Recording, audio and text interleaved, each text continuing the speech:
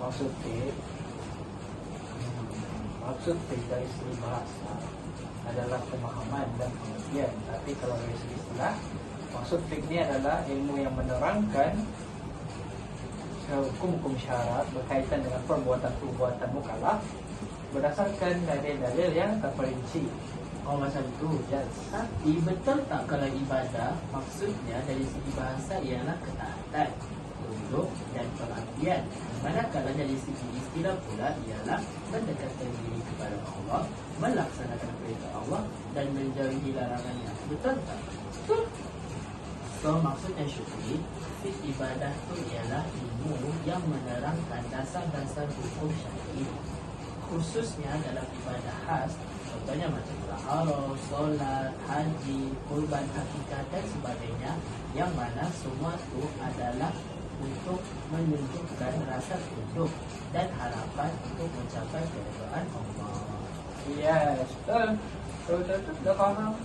Tapi ada lagi setengah ibadah terbagi pada dua, ibadah umum dengan ibadah khusus. Okay, apa bezanya? Ibadah umum ni segala perbuatan umat Islam yang diniatkan untuk ibadah.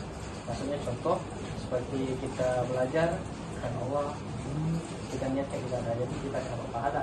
Okey, untuk ibadah khusus, segala perbuatan ibadah yang kita buat mengikut tata cara yang telah diajarkan oleh Rasulullah SAW. Oh, macam tu. Mana kita pun dah tahu pasal ibadah kan dari awal sampai habis. So, cuba kita keluarkan beberapa isu. Memandangkan kita main manalah tahu Ustazah ada masukan. Betul-betul. Antara isu yang boleh kita bincangkan dalam fiqh ibadah ini apabila timbul persoalan dalam masyarakat, iaitu adakah pengsan kerana dibius sewaktu berpuasa adalah puasa kita terbatal. So kenapa isu ini timbul? Pertama sekali isu ini timbul sebab dalam perkara yang membatalkan puasa, isu pengsan kerana dibius ini kurang jelas disebut. Seperti yang kita tahu, antara perkara yang membatalkan puasa ialah murtad, gila, mengeluarkan air mani dengan sengaja, bersetubuh di siang hari, memasukkan sesuatu ke dalam mulut atau rongga terbuka secara sengaja. So, pengsan kerana dibius ni dia kurang dijelaskan. Sebelum kita pergi lebih dalam, kita mesti tahu apa sih pengsan kerana dibius. Dalam Secara mendalam, menyelam, yes. So, pengsan kerana dibius ni ialah apabila seseorang tu disuntik dengan bius, lalu dia pengsan kerana untuk mendapatkan rawatan agar menghilangkan rasa sakit. So, pengsan ni disebabkan bius terbagi kepada dua, iaitu pertama ialah pengsan setengah hari kerana dibius sewaktu berpuasa, dan yang kedua ialah pengsan keseluruhan hari kerana dibius sewaktu berpuasa. So, menurut pendapat Al-Imam Al-Nawawi rahimahullah, yang mafhumnya apabila seseorang berniat puasa pada malam hari, kemudian pada siang harinya dia pengsan keseluruhannya, maka puasanya terbatal mengikut mazhab. Boleh lihat kitab Al-Majmu' dan Al-Fiqh. So apabila pendapat Imam Al-Nawawi diambil, so kesimpulannya ialah apabila kita pengsan kerana dibius selama setengah hari, maksudnya puasa kita sah. Sebab apa? Sebab tidak mencapai waktu untuk berbuka. So apabila yang kedua ni kita pengsan kerana dibius sepanjang hari berpuasa tu, maka puasa kita dikira terbatal. So apa? Sebab kita tidak sedarkan diri sehingga waktu untuk berbuka puasa. Kalau pendapat Syukri pula, apa isu yang kita boleh bincangkan dalam ibadah ni? dapat dua pendapat. Pendapat yang pertama daripada menurut mazhab Syafi'i, solat yang telah dilakukan dan disedari bahawa tidak itu salah, dia maka solat itu tidak sah dan wajib diqada. Hal ini telah dipetik daripada Minhaj At-Talibin, yang mana siapa yang menjalankan solat berdasarkan ijtihad, kemudian dia menyadari bahawa tersalah arah kiblat, solat tersebut tidak sah dan wajib untuk diqada semula. Okey, untuk pendapat yang kedua pula, jika tersalah kiblat, solat tersebut tidak boleh diqada. Ini menurut hal ini menurut berdasarkan kepada qaul Asy-Syafi'iyah, Hanafiyah dan Malikiyah.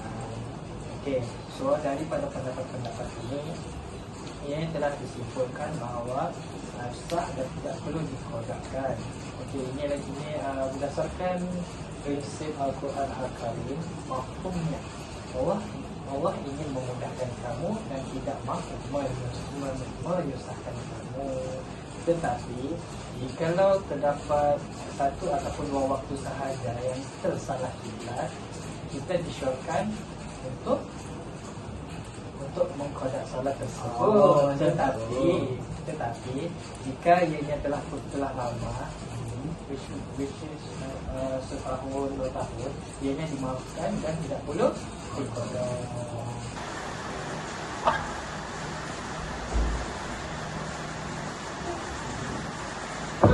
Oh ya, Syukri.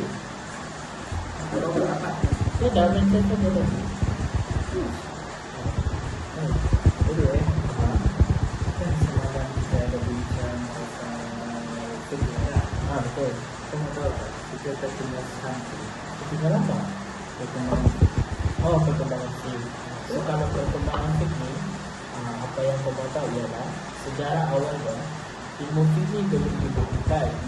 Sebab apabila berlaku satu permasalahan, orang boleh terus bertanya kepada Nabi Muhammad SAW. Tambahan pula, ilmu fiqh dia secara tidak formal melalui dua bidang lah, iaitu Al-Quran dengan As-Sunnah. So pada awalnya ni, para alim ulama dengan para penuntut, orang membincangkan hukum-hukum yang belum diperincikan lah melalui dalil-dalil yang terperinci ataupun kita boleh panggil sebagai fakih lah. So, orang belajar fiqh ni, ilmu fiqh ni secara tidak langsung melalui Al-Quran dan As-Sunnah, iaitu perkara yang dilakukan oleh Nabi lah. So bila kita ikut Macam fiqh, tak tahu, kau tahu tak? aku dah rasa kena sampai ni pada dunia hidup pada abad ke-2 dan ke-3 para ulama telah mengeluarkan ataupun menyusun metodologi sendiri dalam mengeluarkan hukum. So penulisan ini kita berikan kepada dua. Yang pertama adalah penulisan hukum dan yang kedua adalah penulisan hadis. Untuk penulisan itu yang dipengaruhi oleh tersebut. Yang pertama adalah fiqh Al-Quran dan Sunnah, dan yang kedua adalah fiqh sahabat dan tabi'in, dan yang terakhir adalah fiqh Imam Syafi'i. So dalam penulisan ini kita mesti merujuk bukan merujuk, tapi kita mesti berbincang. So hadirlah Imam Syafi'i. Peranan untuk menyelesaikan permasalahan mengenai hukum yang bersifat kerugian. Maka ini memasang memberikan proses tertentu dalam penetapan kaedah hukum,